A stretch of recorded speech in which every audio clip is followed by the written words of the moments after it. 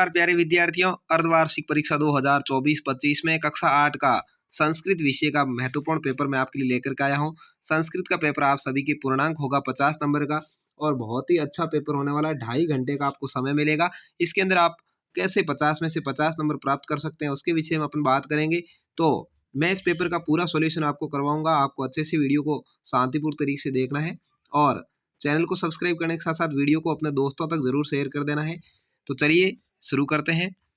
पहला है सभी प्रश्न करने अनिवार्य है, यानी आपको सभी प्रश्नों को उत्तर देने हैं। निम्नलिखित प्रश्नों के उत्तर कोष्ठक में दीजिए। यानी यहाँ पर जो ऑब्जेक्टिव टाइप क्वेश्चंस है वो है पर्वतः इति पदस्य पर्याय पदम चित्वा लिखत, यानी पर्वत शब्द का पर्यायवाची पद लिखना है। पाषाण, पाषाण का अर्थ पत्थर होता है। प्रस्तर, इसका अर्थ भी पत्थर होता है। नग, ये पर्वत का पर्यायवाची है। पुरतः, ये भी नहीं है, तो स यहाँ पर आपका सही जवाब हो जाएगा कि नगः। दूसरा है गुणा निर्गुणम प्राप्य के भवंती, तो गुणा निर्गुणम प्राप्य भवंती दोषाः। ये श्लोक आपका आया हुआ है, आप सभी को पता होगा। तो यहाँ पर अ आपका सही उत्तर हो जाएगा कि गुणा है वो गुणी व्यक्ति है, वो निर्गुण के पास में रहता है तो उसमें दोष आ जाते हैं, तो अ दूसरे का सही उत्तर होगा।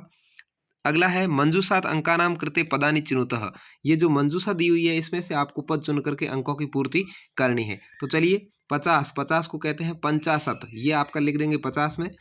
ये है 62 62, जिनको कहेंगे द्वाषष्टि, क्या कहेंगे द्वाषष्टि, यहाँ पर आ जाएगा। ठीक है। अगला है 77, इसको कहते हैं सप्तशतति, ये यहाँ पर लिखना है आपको 77 में। और 95 इसको कहेंगे पंचनवति, तो ये यहाँ पर लिख देंगे। ठीक है। तो ये आपके लिए 50 के लिए होगा, ये 62 के लिए होगा, ये पंचनवति 95 के लिए होगा, ये सप्तशतति 77 के लिए होगा। चारों को अच्छे से भर देंगे। उम्मीद है बहुत ही अच्छे से आप समझ गए हैं।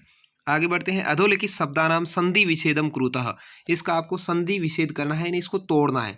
शुभास्ते, इसका आप करेंगे शुभ प्लस अस्ते। ठीक है, दीर्घ संधि है, संधि का नाम वैसे लिखना नहीं है, तो शुभ प्लस अस्ते, शुभास्ते का कर देंगे।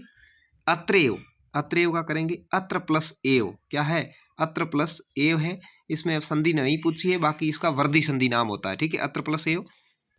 तीसरा है अतिव, इसका होगा अति प्लस एव। ठीक है, इसके अंदर भी दीर्घ संधि है, अति प्लस एव। दोनों में ध्यान रखिए, ती भी छोटी है, ई भी छोटी है। अगला है स्वागतम, इसका होगा सु प्लस आगतम, क्या होगा सु प्लस आगतम। इसके अंदर आपके ऊ की जगह य हो रहा है, सॉरी ऊ की जगह व हो रहा है, यानी ये सॉरी यण संधि है। ठीक है, इस तरीके से सु प्लस आगतम, तो ये चारों हो जाएगा। आगे चौथा क्वेश्चन आपको पूछा है श्लोक का हिंदी में अनुवाद करना है। श्लोक बहुत ही आसान है, आप सभी को याद होगा। अभिवादनशीलस्य नित्यम वर्धोपसेविनः चत्वारि तस्य वर्धन्ते आयुर्विद्या यशोबलम, यानी अभिवादनशीलता से और नित्य वृद्धों की सेवा करने से, यानी बूढ़े लोगों की सेवा करने से, चत्वारि तस्य वर्धन्ते, 4 चीजें हमेशा बढ़ती है। एक पहली आयु, दूसरी विद्या, तीसरा यश और चौथा बल। तो इस तरीके से आपको इसका अर्थ लिख देना है। आगे है दिए गए शब्दों को संस्कृत भाषा में लिखिए। 5 नंबर का क्वेश्चन है, प्रत्येक शब्द का 1 नंबर। कड़वा को कहते हैं कटुकः, क्या कहते हैं भाई कटुकः कहते हैं, कड़वा का हो जाएगा कटुकः। दूसरा पूछा है लोभी, लोभी को कहते हैं लोलुपः, क्या कहते हैं लोलुपः। ठीक है, लोलुप, इस तरीके से आप लिख देंगे, ये लोलुपः है। ठीक है। तीसरा है तिनका, तिनके को कहते हैं तृण, क्या कहते हैं तृण कहते हैं, त के नीचे ये री है, तृण। ठीक है। चौथा है पूंछ, पूंछ को कहेंगे पुच्छ, क्या कहेंगे पुच्छ कहेंगे।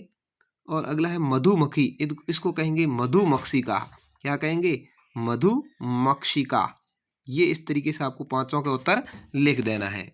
आगे बढ़ेंगे अगले सवाल की ओर। अगला है रिक्त स्थान की पूर्ति करिए। देवाय पितृभ्य रम्या मित्रेण, तो यहाँ पर देखिए बालक सह क्रीडति, सह के योग में तृतीया होती है तो मित्रेण आएगा। बालक मित्रेण सह क्रीडति, बालक मित्र के साथ खेलता है। दूसरा है नमः, नमः के योग में द्वितीय विभक्ति सॉरी चतुर्थी विभक्ति होती है तो देवाय, देवाय नमः, देवाय यहाँ पर आ जाएगा, देवाय नमः। ठीक है। अगला है स्वधा, तो इसका होगा रम्या सौधा, क्या होगा रम्या।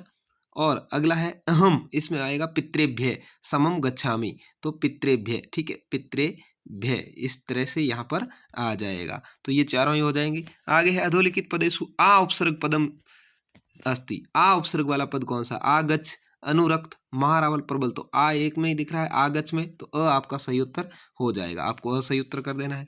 अगला है एक पद में उत्तर लिखना है, तो चलिए एक पद के अंदर उत्तर लिखते हैं।